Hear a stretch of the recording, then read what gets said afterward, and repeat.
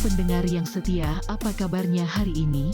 Semoga betah di channel Kanachwa. Kali ini Kanachwa akan bercerita asal-usul upacara Yatnya Kasada suku Tengger yang merupakan cerita rakyat Jawa Timur. Sebelum mulai cerita, jangan lupa klik like dan subscribe-nya.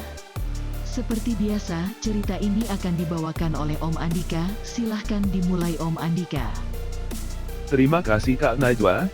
Om Andika akan mulai bercerita asal-usul upacara Yatnya Kasada suku Tengger, Gunung Bromo, Jawa Timur. Legenda Tengger ini, Om Andika ceritakan agar adik-adik tahu asal mula salah satu kepercayaan masyarakat Jawa Timur. Kepercayaan turun-temurun ini berupa upacara persembahan setiap tahun pada tanggal 14 Kasada, bulan ke-12 kalender Tengger. Penasaran dengan asal-muasal upacara ini? Yuk kita ikuti ceritanya sampai selesai. Ratusan tahun yang lalu, pada masa pemerintahan Raja terakhir Majapahit, Brawijaya, keadaan begitu tidak menentu karena berkembangnya agama baru, Islam. Pada saat itu, Ratu melahirkan seorang bayi perempuan dan diberi nama Roro Anteng, kemudian sang putri menikah dengan Joko Seger, seorang dari kasta Brahma. Karena pengaruh agama baru begitu kuat sehingga menimbulkan kekacauan. Raja dan pengikutnya terpaksa mundur ke wilayah timur, sebagian sampai di Bali dan sebagian sampai di Gunung Berapi. Pasangan suami istri baru, Roro Anteng dan Joko Seger juga bergabung bersama kelompok yang pergi ke Gunung Berapi. Kemudian mereka menguasai daerah Gunung Berapi dan menamakannya Tengger. Kata Tengger berasal dari Roro Anteng dan Joko Seger. Kemudian ia menamai dirinya dengan nama Purba Wasesa Mangkurat ing Tengger yang berarti penguasa Tengger yang saleh. Bertahun-tahun seiring dengan berkembangnya wilayah yang makmur, Raja dan Ratu merasa tidak bahagia karena mereka tidak memiliki anak untuk menggantikan tahta mereka. Dalam keputusasaan mereka memutuskan untuk mendaki puncak Gunung Berapi untuk berdoa dan memohon di hadapan para dewa. Dalam keadaan meditasi pasangan itu mendengar suara gemuruh dan kawah panas terangkat secara ajaib disertai dengan petir emas. Doa mereka didengar oleh para dewa dan akan memberi mereka anak-anak, tetapi mereka harus mengorbankan anak terakhir mereka sebagai imbalan. Itu adalah masa depan yang menjanjikan yang tidak dapat disangkal. Tak lama kemudian, lahirlah bayi laki-laki pertama dan Roro Anteng menamainya Tumenggung Klewung.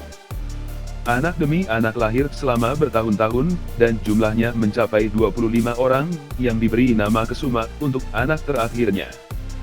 Roro Anteng dan Joko Seger sangat bahagia karena cinta dan kasih sayang diberikan kepada anak-anak mereka. Kebahagiaan bertahan selama bertahun-tahun, tetapi perasaan khawatir dan sedih masih menghantui mereka karena janji mereka akan minta suatu hari. Mereka menyadari bahwa mereka tidak bisa lari dari kenyataan.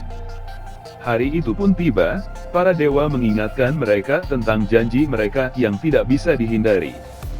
Karena mereka merasakan betapa kejamnya mengorbankan anak kesayangan mereka memutuskan untuk mengingkari janji mereka dengan tidak mempersembahkannya kepada para dewa.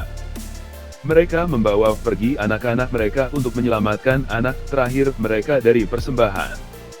Mereka mencoba mencari tempat untuk bersembunyi, namun mereka tidak dapat menemukannya. Tiba-tiba, letusan gunung berapi yang mengerikan mengikuti kemana mereka pergi, dan secara ajaib Kesuma, anak terakhir tercinta ditelan ke dalam kawah. Pada saat yang sama ketika Kesuma menghilang dari pandangan mereka, suara gemuruh berkurang dan keheningan yang aneh untuk beberapa saat, tetapi sebuah suara tiba-tiba bergema. "Hai, saudara-saudaraku tercinta. Aku dikorbankan untuk kembali ke Dewa Hyang Widiwasa untuk menyelamatkan kalian semua. Dan apa yang saya harapkan dalam damai dan hidup sejahtera. Jangan lupa untuk mengatur gotong royong di antara kalian, dan menyembah para dewa terus-menerus untuk mengatur upacara persembahan setiap tahun pada tanggal 14 Kasada, bulan ke-12 kalender Tengger, pada bulan purnama. Demi Tuhanmu, Hyang Widiwasa." Oleh karena itu, kakak dan adik Kesuma mengadakan upacara persembahan setiap tahun sesuai dengan nasihat Kesuma, dan diadakan dari generasi ke generasi hingga sekarang.